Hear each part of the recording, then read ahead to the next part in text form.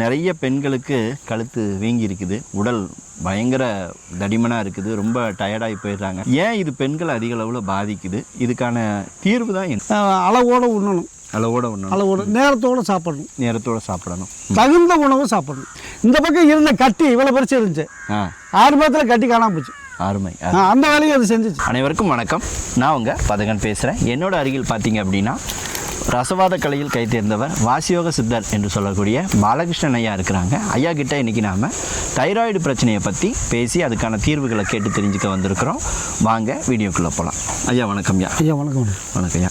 ஐயா இன்றைக்கி நிறைய பெண்களுக்கு கழுத்து வீங்கி இருக்குது, உடல் பயங்கர தடிமனாக இருக்குது, ரொம்ப டயர்டாகி போயிடுறாங்க. யாரை கேட்டாலும் தைராய்டுன்னு சொல்கிறாங்க. ஏன் இது பெண்கள் அதிக அளவில் பாதிக்குது? இதுக்கான தீர்வு தான் என்ன? தீர்வு ஒன்றும் இல்லைங்க, அருமையான தீர்வு நிறையா இருக்குது. அதில் ஒரு வகை எல்லாமே ஹீட்னாலையும் அபான வாயினால வர்ற சீசன் தான். எல்லா நோய்க்குமே ஹீட்டு தான் மெயின். அந்த ஹீட்டு சரியாத அபான வாயு மூலியம் வெளியே போகாமல் இருந்தாலே பல நோய்கள் எல்லாத்துக்குமே 72 நாடுகளும் எங்கெங்கே அடைப்பு இருக்கோ அங்கங்கே பிரச்சனை வரதான் செய்யும். முதுகெலும்பில் இருக்கக்கூடிய டிஸ்கில் ஏதாவது பிரச்சனை வந்துச்சுன்னா அங்கங்கே அந்தந்த ஏரியா பாதிக்கும். அது மாதிரி இது வந்து அந்த ஏரியாவில், அதாவது தைராய்டுங்கிறது ஒரு சுரப்பி. அந்த சுரப்பி சரியாக சுரக்கலைன்னா தைராய்டு நம்ம சொல்லிடுறோம். அதில் ஹைப்போ தைராய்டு அப்படி நிறையா வகையில் சொல்கிறாங்க. சித்தர்கள் சொன்ன முறை என்னென்னா எல்லாத்துக்கும் மூல காரணம் உஷ்ணம், வாய்வு சமாச்சாரம், வேறு ஒன்றும் இல்லை. இது ரெண்டும் முறையாக செஞ்சால் நோய்கள் வராது அப்படின்னு சொல்லியிருக்காங்க. அப்படி நோய்கள் வந்தாலும் அதுக்குள்ள தீர்வையும் சொல்லியிருக்காங்க. அப்படிங்கும்போது நம்ம மெயினாக வந்து அளவோடு உண்ணணும். அளவோடு நேரத்தோடு சாப்பிடணும். தகுந்த உணவு சாப்பிடணும். அவங்கவுங்க உடம்பு செரிக்கக்கூடிய உணவு சாப்பிடணும். செரிக்காத உணவு போட்டு மெல்லி முடியும், அங்கே வலிக்கு இங்கே வைக்கிறது. அதிகமாக சாப்பிட்டாலும் பிரச்சனை, கம்மியாக சாப்பிட்டாலும் பிரச்சனை. அந்த டயத்துக்கு சாப்பிடலைன்னா நோய் உருவாகும். அந்த டயத்துக்கு சாப்பிடாம அதுக்கு முன்னாடியே சாப்பிட்டாலும் நோய் உருவாகும்.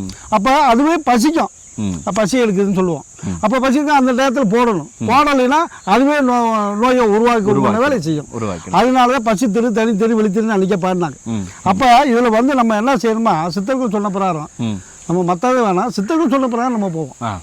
அப்போ சித்தர்கள் சொன்ன பிரகாரம் மெயின் வந்து உஷ்ணம் தான். மூலச்சூடுன்னு சொல்லுவாங்க. அது அபானம் அடக்கிறதுனால வர்றதுதான். ரெண்டாவது கவலைகள்னாலேயும் வரும். இவங்களுக்கு எண்ணற்ற கவலைகள் இருக்கு, உலக முறை இருக்கிறது. ஆமாம், உணவு வழக்கத்தினாலையும் வருது. சில பேருக்கு ஜீன் முறையிலையும் வரும். முன்னோர்கள் பாட்டையும் பரம்பரை அதுதான் ஜீன் பிரகாரம். அப்படிங்கும்போது முறையாக இருக்கும்போது எப்படி இருந்தாலும் சரி அதுக்கு தீர்வு சித்தர்கள் சொல்லியிருக்காங்க. சொல்லுங்க. அந்த தீர்வு பிரகாரம் ரெண்டு பொருள் தான். சொல்லுங்க. அந்த 2 பொருளை நம்ம சொல்லிடுவோம். ஏற்கனவே வந்து 20 ஆண்டுகளுக்கு முன்னாடி நயம் டிடி சாம்பிராணி வித்துச்சு கடையில். அதை வாங்கி நிறைய பேருக்கு தேனில் குழப்பி எங்கள் குருமார்கள் சொன்ன பிரகாரம், சித்தர்கள் சொன்ன பிரகாரம் அந்த பரம்பரை வழியாக வந்ததில் செஞ்சு கொடுத்ததில் நல்லா அருமையாக வேலை செஞ்சுச்சு. அப்புறம் பழையபடி கொடுத்து பார்த்தா வேலை சரியாக செய்யலை. நிறைய பேத்துக்கு சொல்லியும் கொடுத்தோம். அவங்களும் செஞ்சு வேலை செய்ய மாட்டேங்குது சாமி, கடையில் போனால் அடிக்க வராங்கன்னாங்க. எதுக்கு ஏன் அடிக்க வராங்கன்னா அதில் நயன் டிடி சாம்பிரானில் சில கெமிக்கல் கலந்தாங்க, நீ எதையும் அதை போய் சாப்பிடாதே அப்படின்னு சொன்னாங்க. அப்போ நான் சொன்னேன், சரியா அதனால ஒன்றும் தப்பு இல்லை, அதை நம்ம சாம்பிராணி போய் யூஸ் பண்ணிக்கலாம்.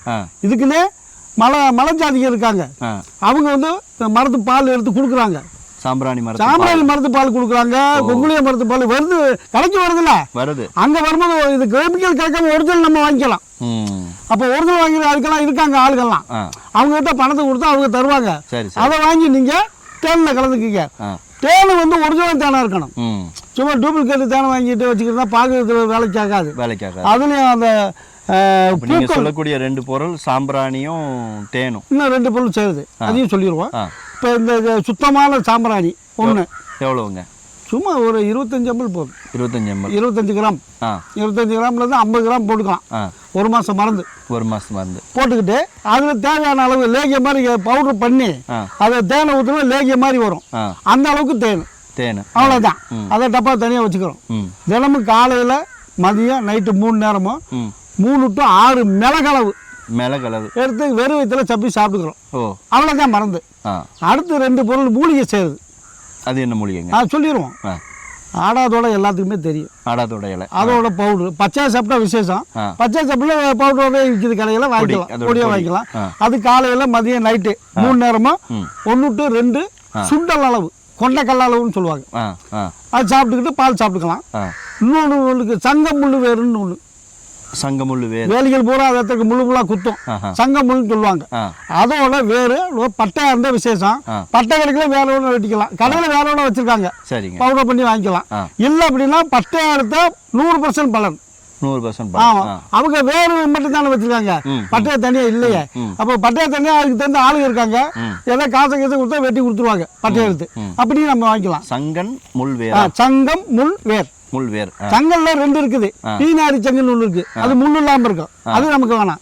முள்ளு வயல ஒண்ணு குத்தி போடும், வெள்ளை வெள்ளைன்னு பழம் பழுக்கும். அப்பேற்பட்ட சங்க முள்ளு வேரோட பட்டை. அது எவ்வளவு சாப்பிடணுமா, 2 மிளகளவு தான் சாப்பிடணும். ஓகே, காலையில 2, மதியம் 2, நைட்டு 2 மிளகளவு. ஆடாதோட ஒன்றும் செய்யாது. அது 2 சுண்டல் சேர்த்து சாப்பிட்டுக்கலாம். இப்போ இந்த 4 பொருள் தான் தைராய்டை சரி பண்ணக்கூடிய மருந்து, எந்த பத்தியும் கிடையாது. மக்களே, ஐயா கிட்டையோட ஒரு பிரசித்தம் என்னன்னு பார்த்தீங்க அப்படின்னா, எளிமையான பொருட்கள் தான் எப்போதுமே. 2, 3, 4 அவ்வளோதான். அந்த பொருட்களை பயன்படுத்தியே பெரிய பெரிய பிரச்சனைகளுக்கு எளிமையான தீர்வை கொடுக்கக்கூடியவர். ஸோ கூடிய சீக்கிரம் நாம இதோட செய்முறை வீடியோத்தோடய உங்களுக்கு பார்க்கலாம். சொல்லுங்கய்யா. அப்புறம் பார்த்தீங்கன்னா, இப்போ 1 மாதம் சாப்பிட்டு தீரலையும் ஏன்னா நான் கொடுத்த அனுபவப்பட்டனால சொல்ல வரேன். அப்போ 1 மாதம் தீரலைன்னா இன்னொரு மாதம் சாப்பிடணும்.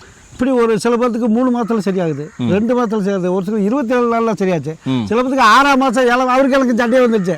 ஐயா எந்த மருந்து உங்களுக்கு ஒத்துக்கல, நீங்க எங்கிட்ட நீங்க வேற பக்கம் பாத்துக்கணும். இல்லை நானே இன்னொரு மாதம் சாப்பிடுங்கன்னு சொல்லி 2 மாதம் எக்ஸ்ட்ரா சாப்பிட்டாரு. 3ஆம் மாதம் அவரே வந்துட்டாரு வீட்டுக்கு.